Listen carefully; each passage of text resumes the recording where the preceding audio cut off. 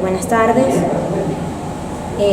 sean todos bienvenidos a la actividad coordinada por el doctor Aldo Sapp a cargo del Servicio de Anestesiología del Centro Médico Docente La Trinidad.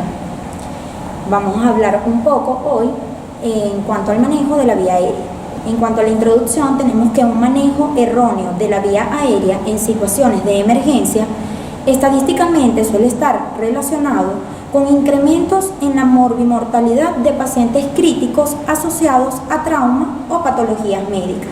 Parte de esto se atribuye a la falta de conocimiento y de experiencia en el manejo de la vía aérea por parte del personal médico. Es por ello que el día de hoy le traemos a continuación un repaso sobre los conceptos básicos de las estructuras que conforman la vía aérea, además de cómo va a ser su manejo e incluso vamos a ver cuáles son los equipos que podríamos utilizar y los medicamentos o fármacos que se utilizan para la realización de la misma. Es importante que tengamos en cuenta que un simulador va a permitir repetir un error hasta lograr perfeccionar la técnica. Sin embargo, los pacientes no. Es por ello que todo médico general debe tener por lo menos un conocimiento básico de cómo manejar la vía aérea. En cuanto a la anatomía, tenemos que las vías respiratorias van a ser todos aquellos conductos que van a distribuir el aire hacia adentro o fuera del organismo y que lo van a condicionar durante la inspiración. De manera esquemática, la vía respiratoria puede ser dividida en dos grandes grupos, la superior y la inferior. La superior está dada por tres segmentos, la nasofaringe, la orofaringe y la laringofaringe. Como vemos en la imagen, tenemos que la nasofaringe va a ser un segmento que se va a localizar justo en la parte posterior de la cavidad nasal. La orofaringe es una estructura que se encuentra justamente por la parte de atrás, es decir, que por delante de ella va a estar la cavidad oral. Y la hipofaringe, que como su mismo nombre lo indica, va a constituir el extremo distal de la faringe, ¿ok? Y va a estar en contacto con la laringe. En cuanto a la vía aérea respiratoria inferior, esta va a estar conformada por la tráquea, los bronquios y los alvéolos, que son la unidad funcional del pulmón. La nasofaringe está conformada por las fosas nasales. Aquí vamos a encontrar las ventanas nasales o también denominadas narinas. Estas son dos aberturas elípticas que van a estar separadas por el tabique nasal. Van a medir en el adulto 1.5 a 2 centímetros su diámetro antero-posterior y de 0,5 a 1 centímetro su diámetro transversal. Esto es en el adulto, porque en el paciente pediátrico estas dimensiones obviamente cambian. La cavidad nasal se va a extender entonces desde la narina hasta la parte, por su parte anterior y hasta las aberturas posteriores de la coana, como se ve en la imagen. Su interior va a estar dividido por dos lados por el tabique nasal. Raramente este tabique yace en el plano medio. Esto quiere decir que una mitad de la cavidad nasal va a ser más grande que la otra. Esto es importante a tenerlo en cuenta en momento de que de repente se plantee una intubación nasal. Siempre es importante preguntarle al paciente por cuál fosa nasal respira mejor. En la siguiente imagen podemos observar que la cavidad nasal en su parte superior, él está formada por una parte del hueso etmoides, ¿ok? En este hueso vamos a encontrar una lámina que se encuentra fenestrada por donde van a penetrar las pequeñas ramas del nervio olfatorio. Y es lo que se conoce como la lámina cribosa y es la encargada de llevar obviamente la información hacia el encéfalo. La parte inferior de la cavidad nasal va a estar formada por los huesos palatinos, como se ve aquí. Y en su interior está formado por tres estructuras horizontales que se conocen como los cornetes. Tenemos el cornete superior, el medio y el inferior. Las funciones de la cavidad nasal obviamente tiene funciones respiratorias, ¿ok? Igualmente la nasofaringe tiene también funciones digestivas. Es importante mencionarles que el cornete inferior es especialmente importante puesto que por este espacio y pegado al piso de la nariz debe pasar cualquier dispositivo o instrumento que usemos con el fin de permeabilizar la vía aérea. Otro aspecto importante es que la nariz es un lugar bastante vascularizado. Fíjense que en ella se forma un pequeño plexo, que es el que vemos aquí en pantalla, ¿ok? Por la confluencia de varias ramas de las arterias etmoidal anterior, posterior y de las arterias efenopalatinas. Este es el lugar más común de sangrado al momento de instrumentalizar la nariz. La boca es una cavidad que obviamente por arriba se va a limitar con el velo del paladar. Por la parte de abajo se limita con el piso de la boca, en donde vamos a encontrar la lengua. La lengua, debido a su tamaño y movilidad e inserción en la mandíbula, en el hueso hioides y en la epiglotis, va a jugar un rol fundamental. Sus paredes laterales van a estar conformadas por las mejillas y los anexos a la boca son la lengua, los dientes y la úvula. Los dientes juegan un papel muy importante al momento de realizar una intubación endotraqueal. La faringe es un conducto músculo-membranoso. Este mide aproximadamente 15 centímetros y se va a extender desde la base del cráneo hasta la entrada del esófago y va a constituir el punto de cruce entre la vía aérea y la vía digestiva. Su vascularización va a depender de la arteria carótida externa. La laringe, por otra parte, es un órgano triangular que suele ser más pequeño en las mujeres. En el adulto ella suele medir de 5 a 7 centímetros y está ubicada a la altura de la tercera y cuarta vértebra cervical. Su función va a ser comunicar la orofaringe con la tráquea. Suele estar formada por 9 cartílagos, los cuales están unidos entre sí por membranas y ligamentos. Está formado por 3 cartílagos que son impares, que son el cartílago tiroides, el cricoides. La epiglotis es una lámina o una estructura membranosa cartilaginosa que va a tener la forma de una lengüeta. Como lo vemos en la imagen, la luz de la epiglotis va a estar ocupada por las cuerdas vocales verdaderas, las cuales van a estar ubicadas justamente en la glotis, ¿ok?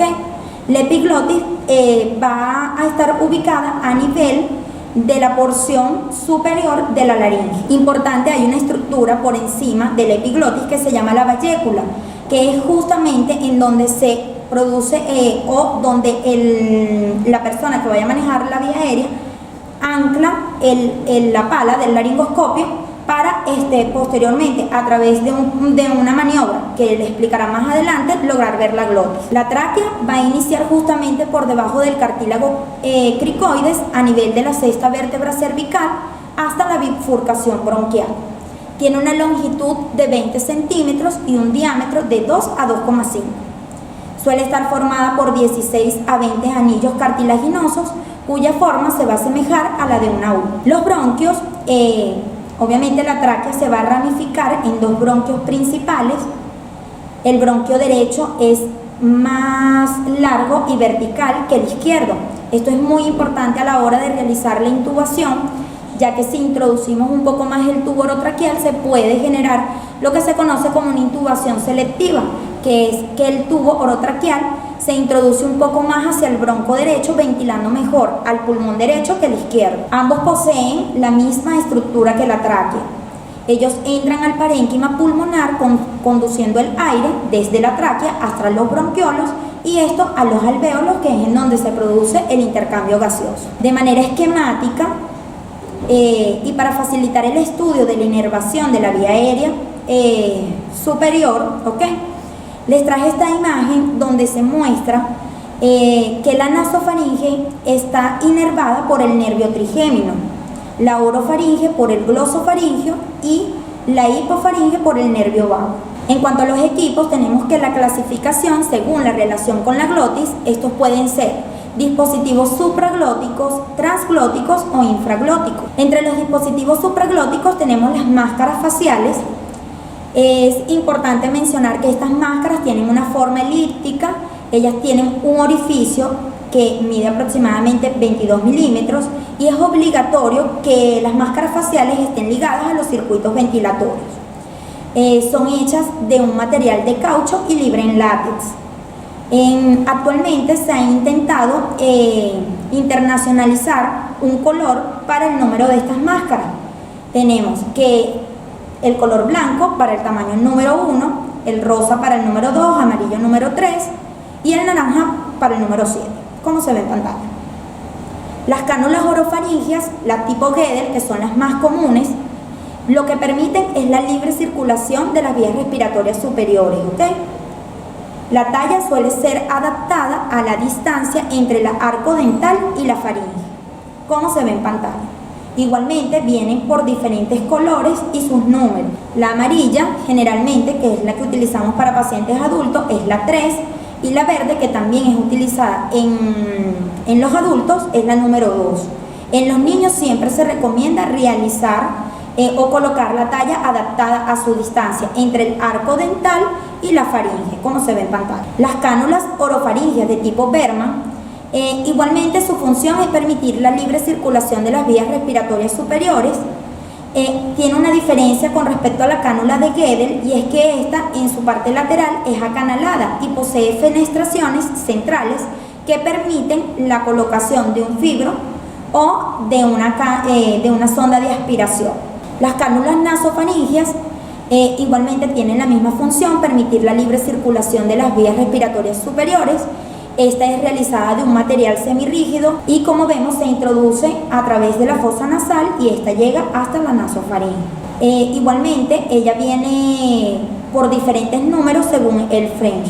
Los dispositivos de ventilación: bolsa, válvula, máscara.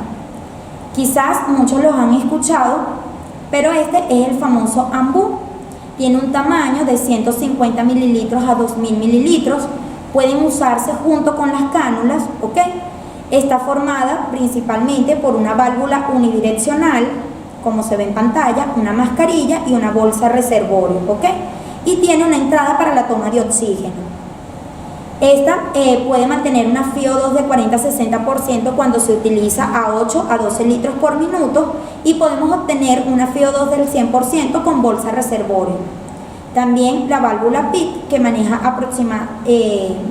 a tener un diámetro aproximado de 22 a 15 milímetros, y es muy importante al momento de utilizar el AMBU hacer un selle crítico para su buen funcionamiento.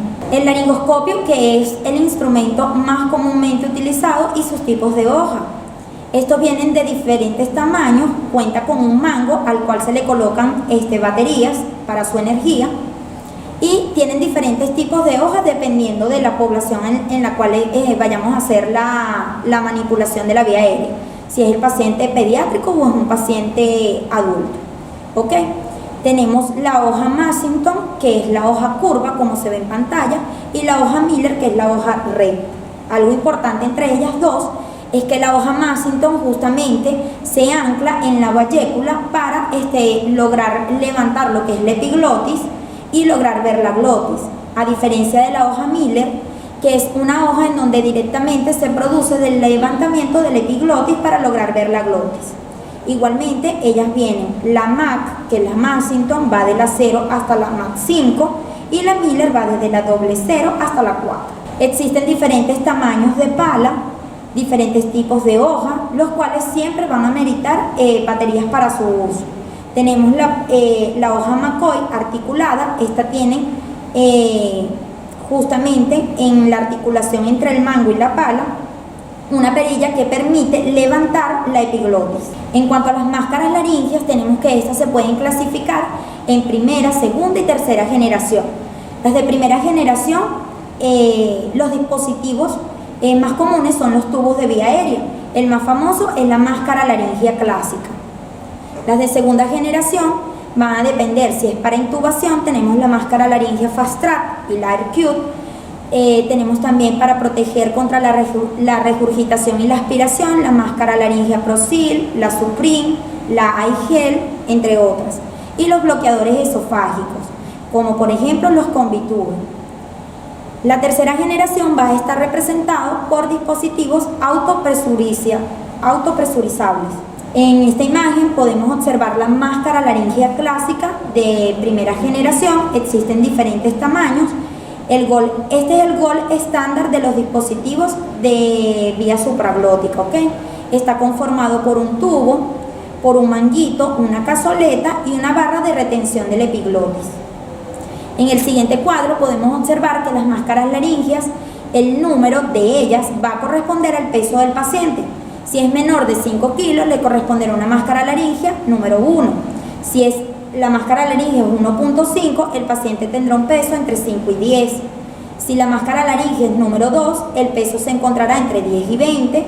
Máscaras laríngeas a partir de 3 ya se pueden utilizar en adultos, ¿ok? 3, 4, y igualmente va a corresponder a un peso. De 30 a 50 para la máscara laringea 3, 50 a 70 para la máscara laringea 4 y 70 kilos una máscara laringea número 5. Aquí vemos cuáles son las partes de una máscara laringea Fast Track. Fíjense, como podemos observar, ella tiene una barra de fijación, en donde se van a colocar los adhesivos para que el dispositivo supraglótico no se mueva. Tiene un bloqueo de mordida integrado, que es esto que vemos aquí. Tiene un tubo elíptico único fácil de colocar. La máscara tiene esta forma porque es estable en esta posición y lo que permite que esta no se doble. Tiene un balón precurvado, que es mucho más largo, asegurando la fijación en la laringe y el sello efectivo, como se ve en la imagen. Y tiene un balón más grande para un mejor sellamiento. También tiene unas alas epiglóticas que previene que el epiglotis entre en la vía aérea. Y tiene un tubo de drenaje, que es este que vemos aquí, que es justamente por donde podemos atravesar una sonda de aspiración, y en caso de que, por ejemplo, se trate de un estómago lleno, nos va a permitir la aspiración gástrica. Las máscaras laríngeas de segunda generación, en este caso la Fast Track, tenemos que tiene un tubo de vía aérea rígido que va a permitir el paso del tubo endotraqueal. Es la diferencia con la anterior, que con este tipo de dispositivo supraglótico podemos introducir un tubo orotraqueal. Tiene un máximo de 8.5 milímetros, es curvado y con mando rígido para facilitar la inserción del tubo. Tiene una barra elevadora móvil del epiglotis y tiene un mango metálico. El tubo endotraqueal, que generalmente suele ser de silicona, flexible y anillado, que es lo que se conoce como el tubo armado, y es más largo para permitir retirar la mascarilla y tiene una punta atraumática, como se ve en la imagen. El balón es de alta presión y de bajo volumen. La máscara laringea de tercera generación, la AirCube SP, igualmente viene de diferentes tamaños, es autopresurizante. ¿Qué quiere decir esto? Que durante la entrada del aire a través de la máscara laringea, esta se va a autoinflar y con la salida del aire ella se desinfla para producir un menor traumatismo de los nervios y de los tejidos blandos a nivel de la tráquea. En cuanto a los tubos endotraqueales, tenemos de un solo lumen, de doble lumen y tubos especiales. Los más comunes son de un lumen, el tipo McGill y el tipo Murphy. Los doble lumen, tenemos tubo de doble lumen propiamente dicho, que es generalmente para ventilaciones selectivas, esto principalmente para cirugías de tórax, ya sea derecho o izquierdo, y dispositivos de bloqueo bronquial. Tenemos los tubos preformados, oral y nasal, los tubos espiralados, los resistentes al láser y los puertos adicionales. Y también tenemos tubos para prevenir la neumonía asociada a ventilación mecánica. Estos cuentan con una aspiración subglótica, un balón de poliuretano, balón de presión constante y es hecho de un material antibacteriano. En la siguiente imagen podemos observar cuál es la diferencia de los tubos endotraqueales de un solo lumen. Tenemos el tipo McGill, que ya actualmente casi no se utiliza, y el tipo Murphy, que es el que vemos aquí abajo. La diferencia entre ambos es que el tipo Murphy tiene un agujero en su lateral, que es el agujero de Murphy, lo que permite, o la diferencia entre este y el tipo de McGill, es que con este tipo Murphy evitamos que el tubo se colapse. Y por supuesto, en la parte distal del tubo, pues contamos con un neumo que es inflado a través de una válvula. Los tubos guiadores, los estiletes y los intercambiadores de tubo son los dispositivos transglóticos. Entre ellos tenemos el guiador metálico, que lo que permite es darle rigidez al tubo. Generalmente estos guiadores son utilizados para inducciones de secuencia rápida, la cual va a ser explicada más adelante. Los estiletes luminosos, que son un instrumento rígido, en su punta tienen un haz de luz y a través de ella se pueden realizar intubaciones. Y el intercambiador del tubo, que como el mismo nombre lo indica, su función es que permite ser como una guía para intercambiar el tubo endotraqueal. Y finalmente tenemos los dispositivos infraglóticos, que no es tanto de su conocimiento, pero es importante que conozcan que existen unos sets que vienen preparados para abordar la vía aérea de manera quirúrgica, y es lo que se conoce como la cricotirotomía. En la imagen podemos ver un set para abordar la vía aérea de forma quirúrgica a través de una cricotirotomía, y tenemos el set de CUT, que es también para la realización de intubaciones retrógradas. Vamos a continuar entonces con el seminario de vía aérea. En este caso vamos a ver lo que es la técnica de intubación. Como nociones básicas, siempre en la emergencia debemos saber cómo ventilar a un paciente con ambú de manera de que manejemos lo mejor posible la vía aérea del paciente, y posterior a la ventilación, si tenemos todo el material necesario, los equipos y si tenemos la disposición de la intubación, es necesario que sepamos también realizar. Vamos con conceptos básicos primero. En dado acá, el primero va a ser la ventilación con bolsa, válvula, máscara. Creo que es lo más común que hacemos en las emergencias. En este caso es un método estándar que nos permite proporcionar oxígeno, proporcionar ventilación rápidamente al paciente, sobre todo en momentos de emergencia donde se amerita un rescate, y pacientes que tengan tanto apnea o una insuficiencia respiratoria que sea severa.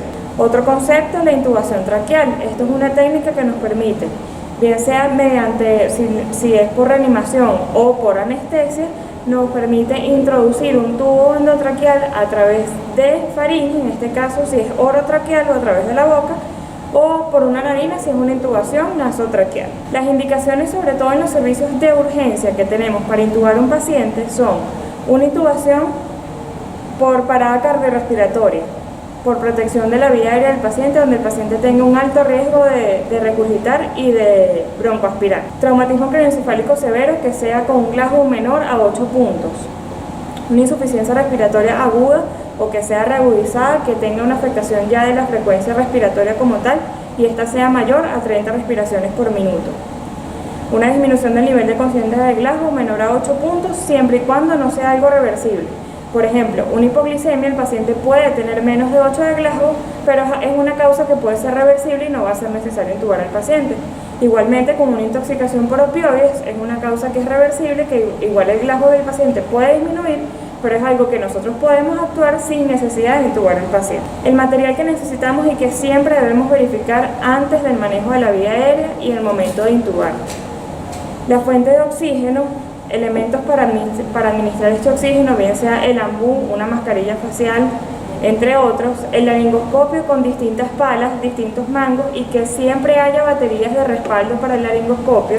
Saber qué pala vamos a utilizar con los pacientes, sabiendo que en los pacientes adultos generalmente utilizamos palas 3 y palas 4, palas 3 cuando es una paciente femenina y palas 4 cuando es un paciente masculino. Distintos tamaños de tubos endotraqueales, memorizar más o menos qué tubo corresponde al paciente, sabiendo que en pacientes adultos a partir de 6.5 son los tubos que utilizamos.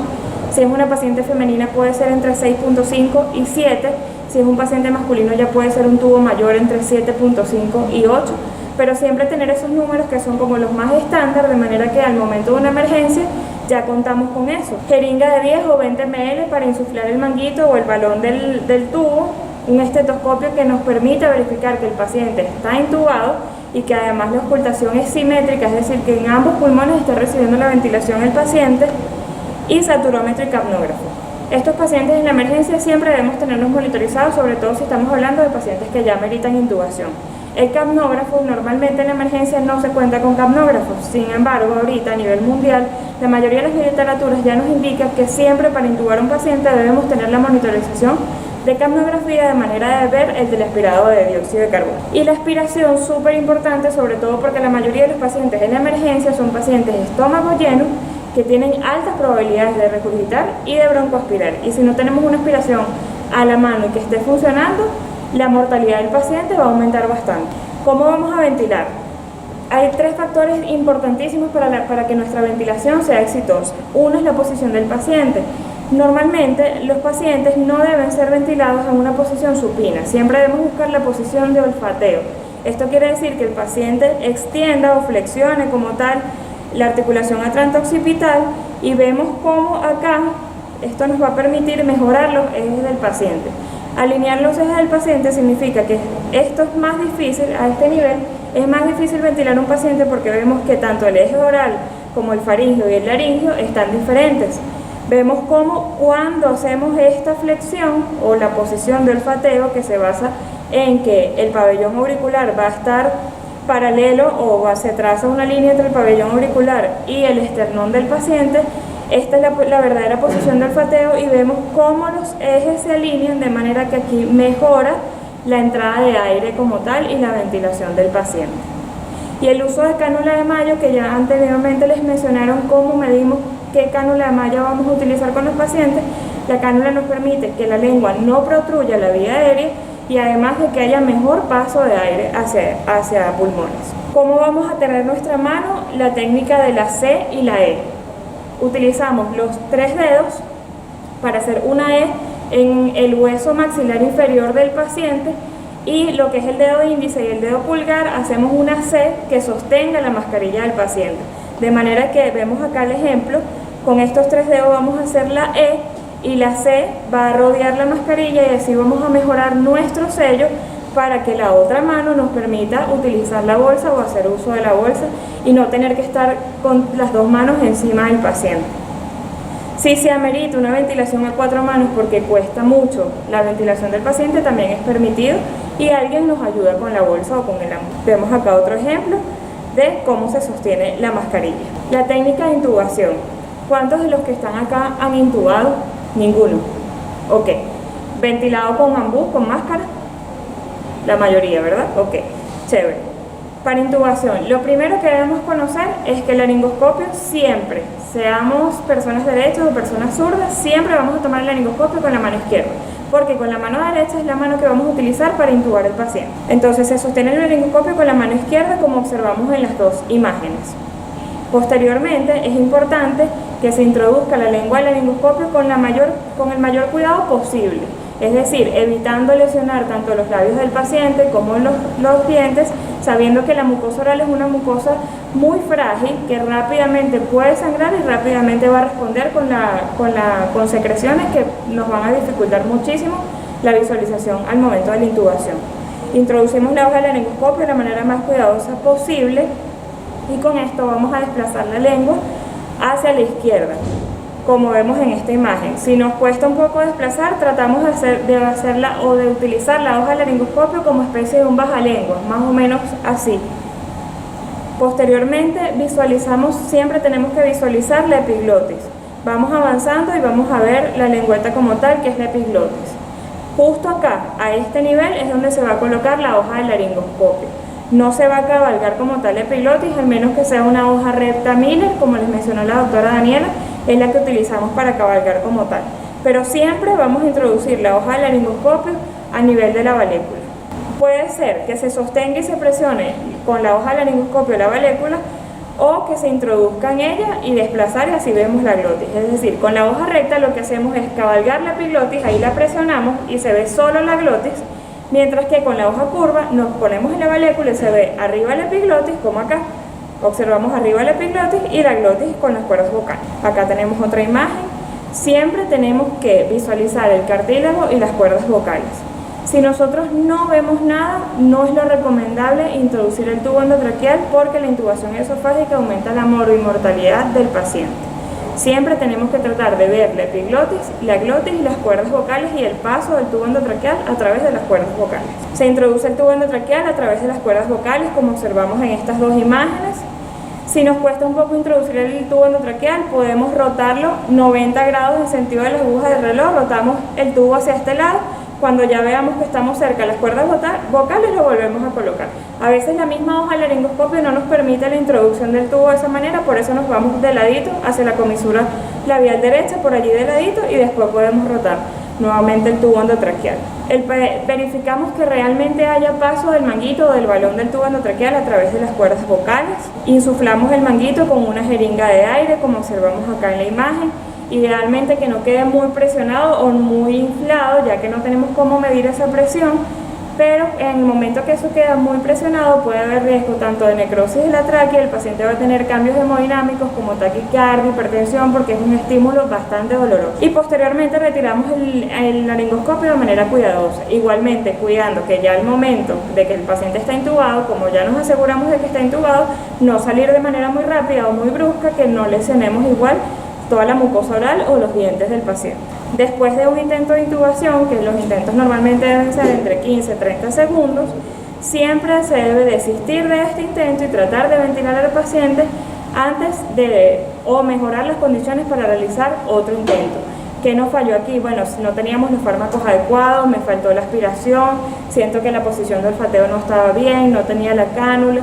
me parece que no hice bien la maniobra con el laringoscopio, pero el segundo intento que hagamos debe ser mejor que el anterior y siempre debemos ver en qué fallamos.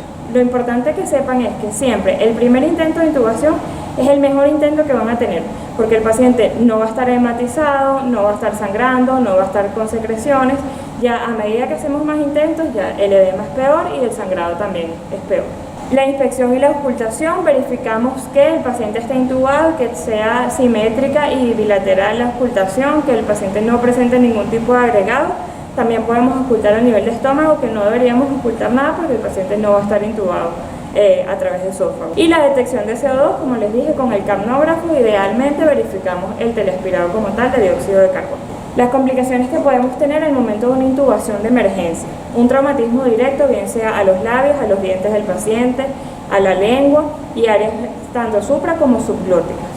La intubación esofágica nos lleva a un fracaso en la ventilación del paciente, que el paciente sufra hipoxia porque va a tener desaturación, a la regurgitación y broncoaspiración del paciente, obstrucción de la visualización y, en último caso, lo que debemos evitar siempre, la muerte del paciente. Una erosión tanto a las cuerdas vocales como ulceración e isquemia a nivel de cuerdas vocales y de toda la glotis.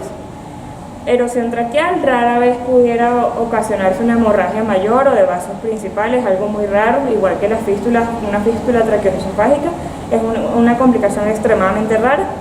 Y estenosis traqueal, que ya esto se habla más de pacientes que tienen intubaciones prolongadas, sobre todo en terapia intensiva. La técnica para la colocación de la máscara laríngea: 1. Debemos siempre lubricar la máscara laríngea. La máscara laríngea nos permite ventilar al paciente, sobre todo si nos cuesta mucho a nosotros. Con el ambú no podemos hacer un buen sello de la máscara. La máscara laríngea nos puede ayudar a ventilar al paciente. Incluso hay máscaras, como mencionó la doctora Daniela, que nos pueden ayudar a intubar a través de ella. Siempre lubricar la máscara laríngea, abrir la boca del paciente y elevar la lengua. Si no podemos hacerlo con nuestro dedo pulgar, lo podemos hacer con una especie de baja lengua, de manera que la lengua no se interponga en la introducción de la máscara laríngea como tal. Situar la cazoleta entre la base de la lengua y el paladar blando. Pasamos la máscara laríngea, ella suavemente se va a posicionar en la glotis. Realmente no es mucho lo que nosotros hacemos. Las mismas máscaras, ya la tecnología viene para que ella se adoce completamente a la glotis y nosotros no tengamos que estar acomodando nada. Se aplica presión y se utiliza la misma curva de la máscara, nos va a permitir la introducción de la misma. Se infla el manguito con una presión siempre entre 20 y 30 centímetros, igual en la misma máscara nos indica a cuánta de presión debemos colocarle. Siempre debemos verificar que no se sobrepase 60 centímetros de agua en presión. Mantener el mordedor de tubo de la vía aérea entre los dientes del paciente para que el paciente no muerda la máscara y no evite el paso de aire como tal. Y aquí observamos la imagen.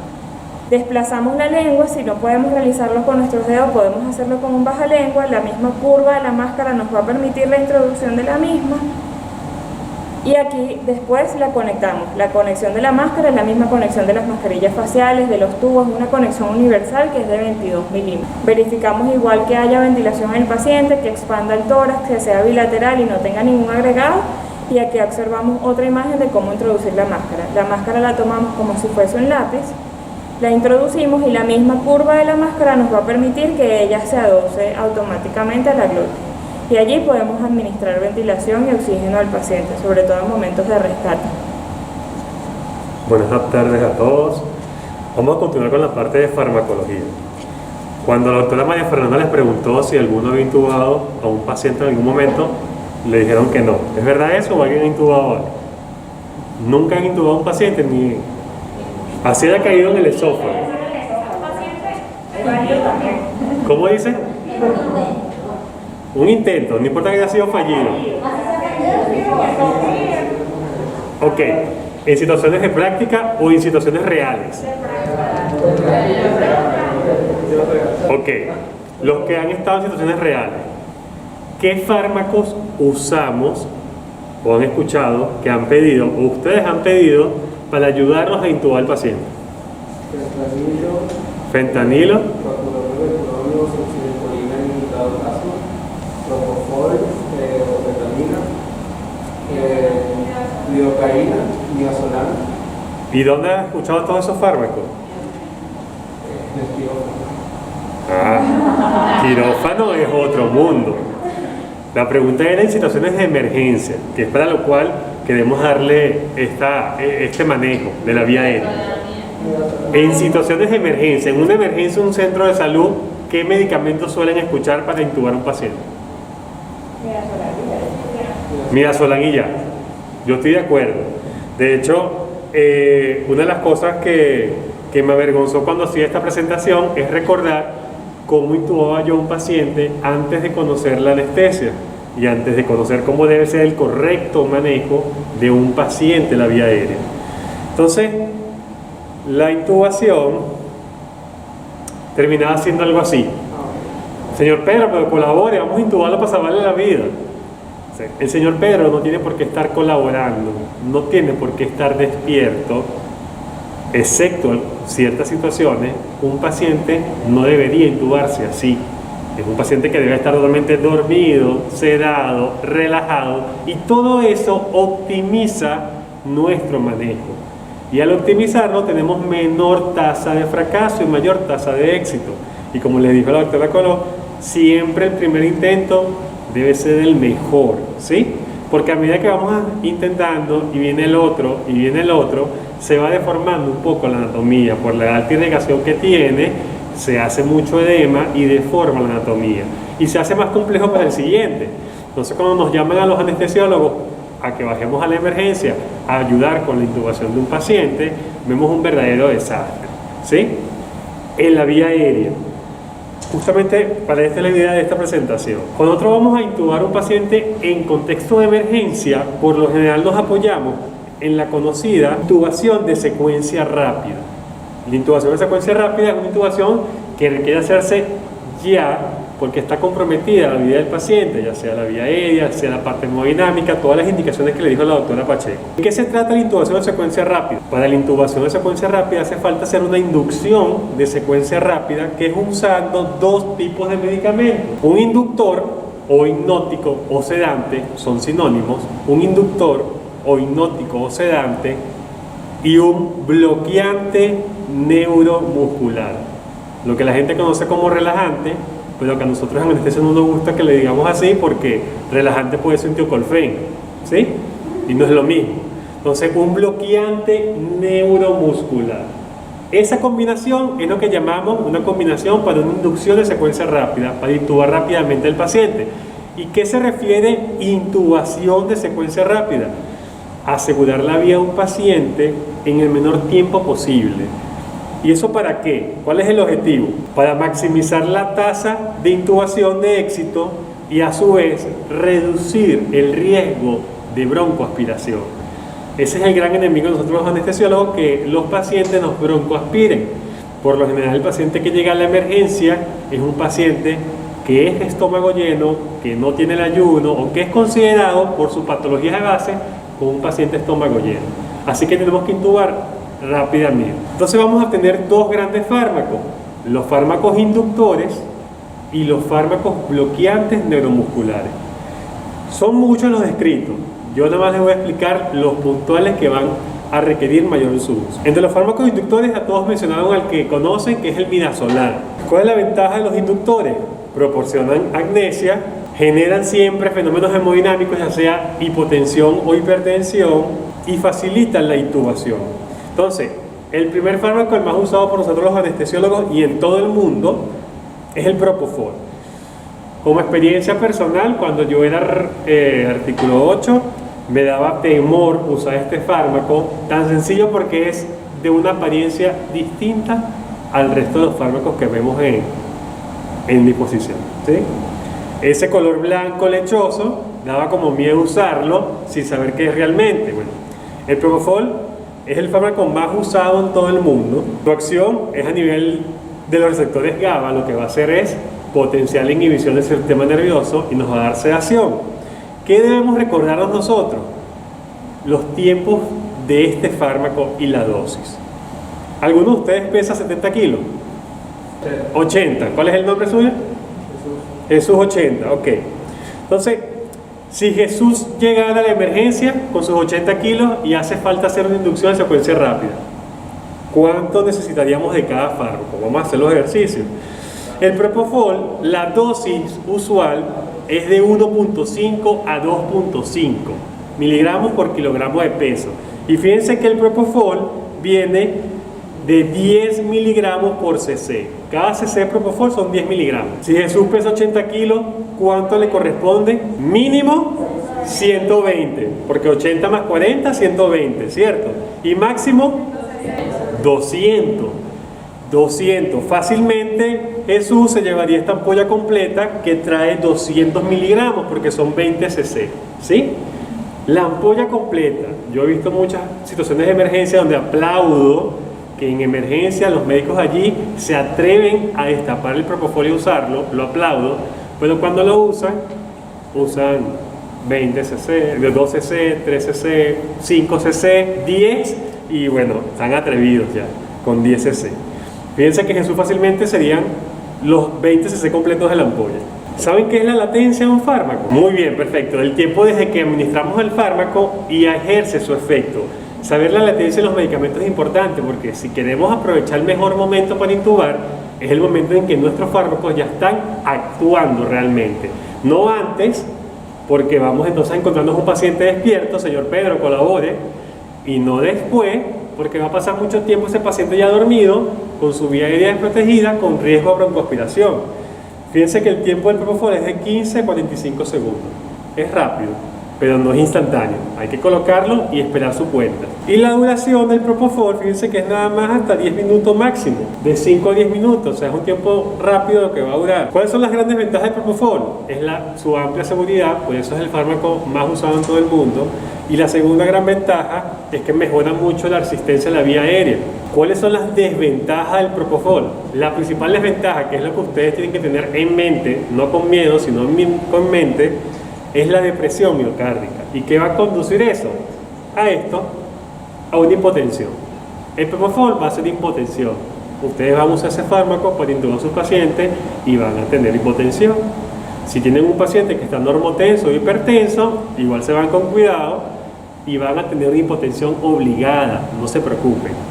Si tienen un paciente que sí está muy hipotenso, ahí sí hay consideraciones especiales entonces, porque sabemos que si está hipotenso y le damos este fármaco, terminamos de bajar el gas. Segundo fármaco que les va a mostrar hipnótico, el midazolam que ya ustedes mencionaron. Fíjense que la presentación del midazolam, la más usual es esta, 15 miligramos en 3 cc. ¿Qué otra han visto ustedes? 10 miligramos en 2 cc, perfecto. O es de 10 miligramos o es de 15. ¿Cuánto han visto ustedes que colocan en la emergencia cuando van a intubar un paciente? ¿Cuántos cc de midazolam? Muy bien, es verdad. Ponle 2 cc, ponle 3 cc. Por lo general se prepara el midazolam para que nos quede 1 miligramo por cc. Así que ponle 2 cc es colocarle 2 miligramos. Ya vamos a ver cuál es la dosis correcta del midazolam para que se queden. La acción igual en el neurotransmisor, en el receptor GABA. La dosis es de 0,1 a 0,3 miligramos por kilogramo de peso. Ajá. 0,1. Para Jesús de 80 kilos, 0,1, ¿cuánto da? 8 miligramos. O sea, mínimo son 8 cc para dormir. ¿Sí?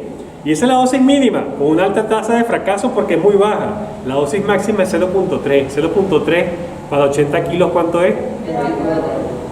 24, ¿verdad? De hecho, la ampolla nos queda corta. Es esta ampolla y la mitad de otra. Eso es para que lo tengan en consideración. Bueno, porque el paciente no colaboró. Lo logramos intubar, pero no colaboró. Yo me cansé de hacer eso en la rural. Mira, lo logramos intubar, lo salvamos, pero él no colaboraba. ¿Cómo va a colaborar? Tenemos que ponerlo a colaborar como es. La latencia es un poco mayor que la del Propofol. Fíjense que es de 30 a 60 segundos. Y la duración sí dura mucho más. ¿El Propofol cuánto es que duraba? 10 minutos, de 5 a 10. Estos son 15 a 30. Ok.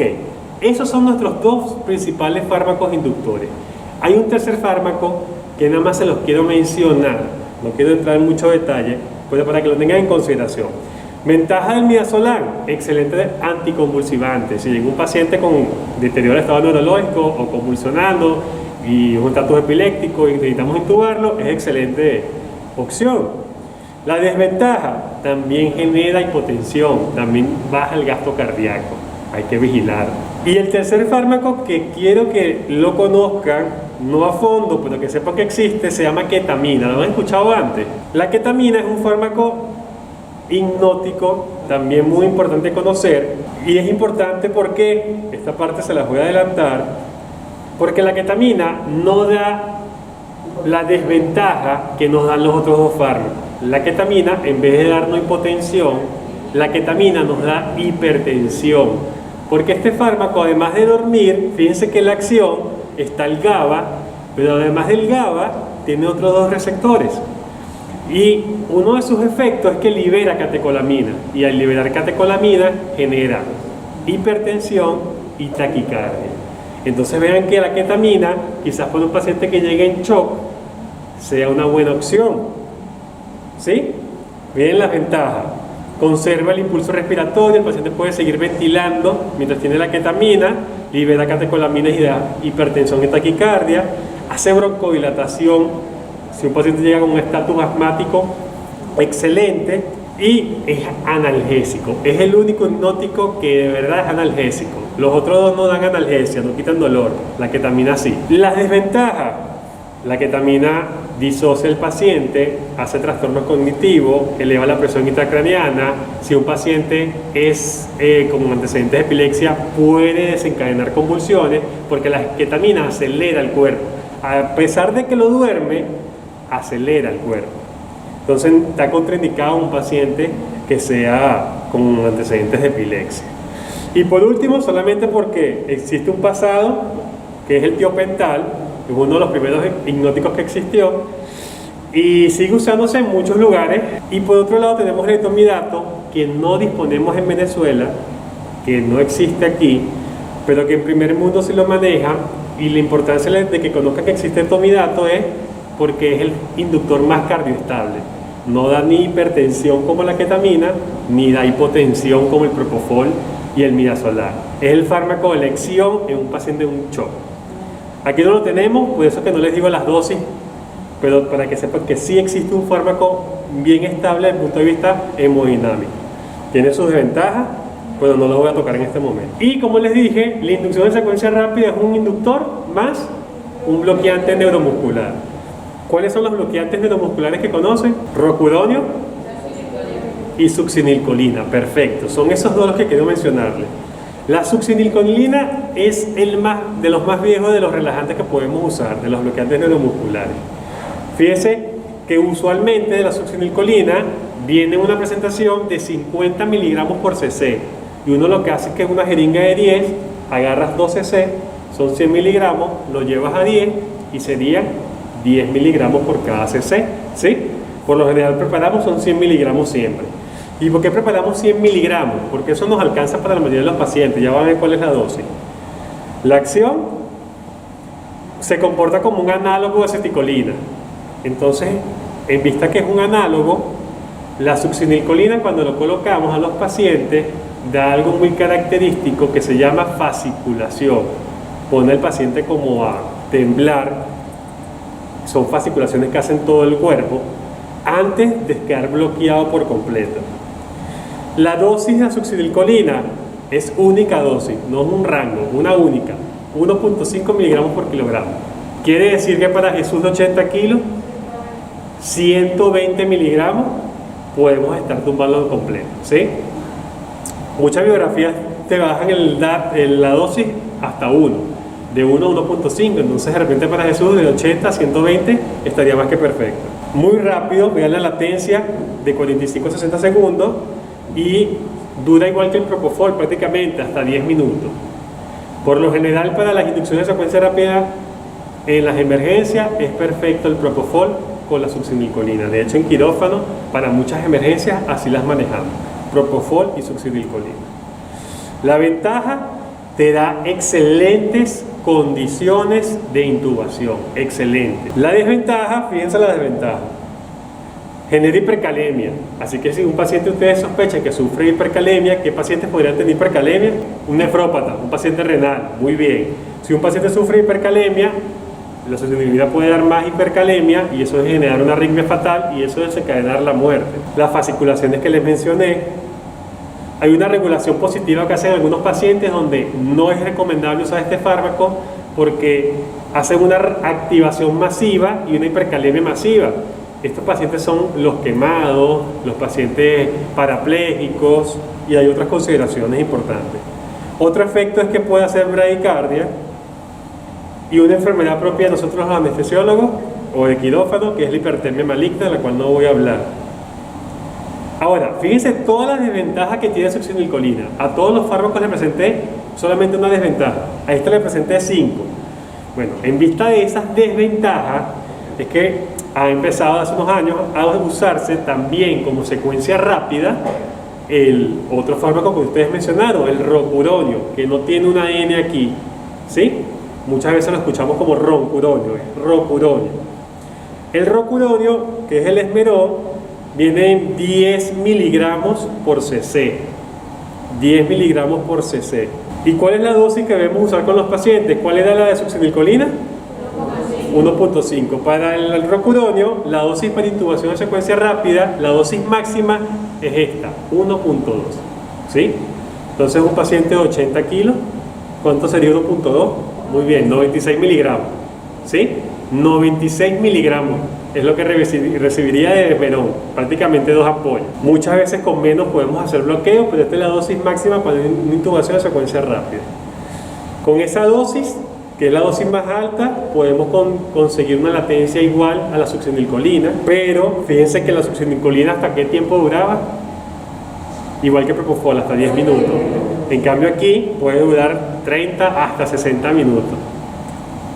Ok, entonces ¿cuál es la ventaja del rocuronio? Que no tiene ningún efecto adverso de los que tiene la succinilcolina.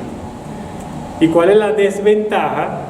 Un fármaco inadecuado si nos presentamos con un paciente que se sospecha que va a ser difícil de intubar. ¿Por qué? Porque si el paciente es difícil de intubar y le colocamos este fármaco, ¿cuánto tiempo tenemos que esperar para que el paciente vuelva a ventilar por sí solo? 30-60 de manejo de la vía aérea efectivo para que él se mantenga vivo, ¿cierto? Pero tranquilos que gracias a esta desventaja, en el mercado hace unos años apareció un reversor inmediato para el rocuronio. Lo tenemos aquí en el centro, se llama Sugammadex, es el conocido Bridio, pero es sumamente costoso, ¿sí? Pero si en algún caso de emergencia usamos rocuronio, no logramos intubar y queremos revertir, sepan que sí existe cómo revertir. El escoline, que es la succinilcolina, por lo general esperamos que se revierta solo de 5 a 10 minutos. El rocuronio sí hay que revertirlo, juro. Estos son los fármacos que yo quería que ustedes manejaran al momento de abordar una vía aérea. Sin embargo, existen unos fármacos complementarios. Y esta es la última parte de la presentación. Estos fármacos complementarios se dan en situaciones complementarias o adicionales. Fíjense que al decir que son fármacos complementarios hay que dejar claro que no son esenciales. Lo esencial son los que ya les mencioné, ¿sí? Hipnótico más bloqueante neuromuscular.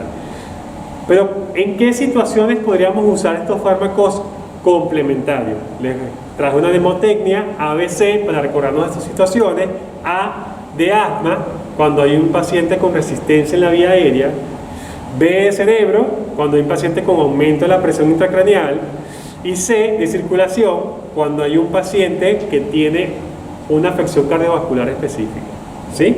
En estas 3 situaciones quizás es interesante el uso de un tercer fármaco, pero ese tercer fármaco no lo vamos a usar después de estos 2 primeros. Más bien este tercer fármaco viene 3 minutos antes de la intubación. ¿Qué es algo cierto? No siempre contamos con esos 3 minutos de calma antes de la intubación para colocarlo. Pero si lo existe y tenemos a un paciente en esta situación A, B o C, deberíamos usarlo. La lidocaína, por ejemplo, es un fármaco que usamos complementario 3 minutos antes de la inducción de secuencia rápida, y la función de la lidocaína, ya ustedes saben que en los canales iónicos, el efecto que buscamos de ella es que va a reducir el riesgo de broncoespasmo. Si un paciente tenemos con hiperreactividad bronquial, sí sería oportuno intentar usar lidocaína antes de la inducción para la intubación. La dosis, fíjense que es muy común con los otros fármacos que ya hemos mencionado, se parece a la de la succinilcolina, 1.5. ¿Sí? El segundo fármaco, y son 3 que podríamos usar complementario, es el fentanilo, que ya conocemos que es un opioide, es mucho más fuerte que la morfina. Para que los que no conocen tengan una idea de él, Es un fármaco que es 100 veces más fuerte que la morfina, pero con un efecto mucho más corto. ¿Y para qué podemos aprovechar el fentanilo? Para darle estabilidad a la respuesta hemodinámica. ¿Por qué estabilidad a la respuesta hemodinámica? Porque ustedes saben qué es el homúnculo cerebral. ¿O se acuerdan de la representación gráfica del homúnculo cerebral? Sí, que hay uno motor y hay uno sensitivo. En el sensitivo, ¿se acuerdan quién ocupa más espacio? La distribución de la cara. Y después de la cara es la distribución de la boca y de la faringe y laringe. Son zonas sumamente dolorosas, como dijo la doctora Colón, están ricamente inervadas, y hacer la laringoscopia en un paciente es un procedimiento muy doloroso que libera muchas catecolaminas. Y si ustedes reciben un paciente con un SB hemorrágico con 210, 120 de tensión y le hacen la laringoscopia sin atenuar esta respuesta de catecolamina, les va a dar 280, 150 de tensión, ¿sí? Con riesgo a que empeore el cuadro del paciente. Entonces es un excelente fármaco para atenuar la respuesta hemodinámica. La dosis de 1 a 3 microgramos. Y por último, tenemos el uso de fármacos como la adrenalina o la efedrina, que son fármacos alfa-adrenérgicos. ¿Cuál es la función de estos fármacos? Todo lo contrario.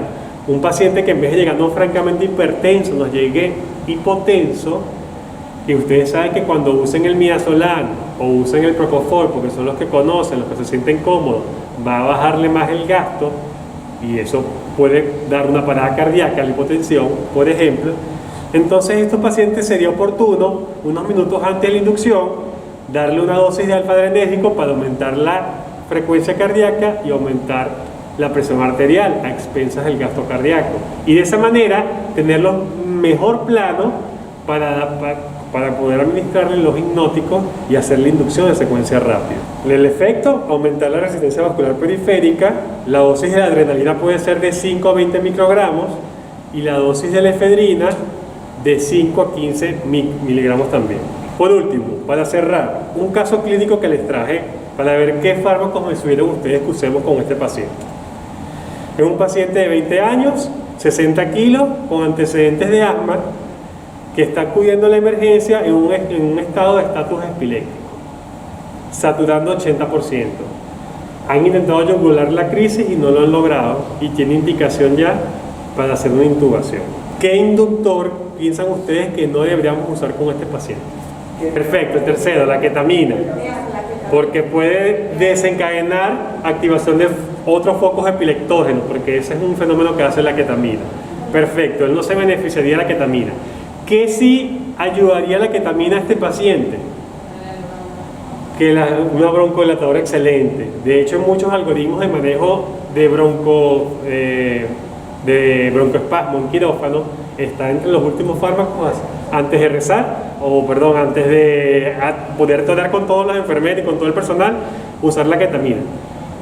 Puede generar una broncodilatación importante y ayudarnos con el broncoespasmo severo. Correcto. Antes de, podemos ayudarnos con la lidocaína en este paciente a 1.5, 60 kilos. ¿Cuánto le tocaría? 90. Muy bien, 90 miligramos. Excelente. Ese inductor no deberíamos usar. ¿Qué inductores sí deberíamos usar? El midazolam y también el propofol. ¿Cuáles serían las dosis que le toca de midazolam?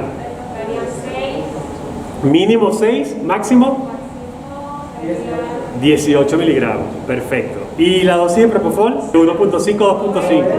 90 a 150. Está correcto. ¿Qué bloqueante neuromuscular podríamos usar? ¿Cualquiera de los dos podríamos usar? No, sí, cualquiera de los dos podríamos usar. No hay ningún problema.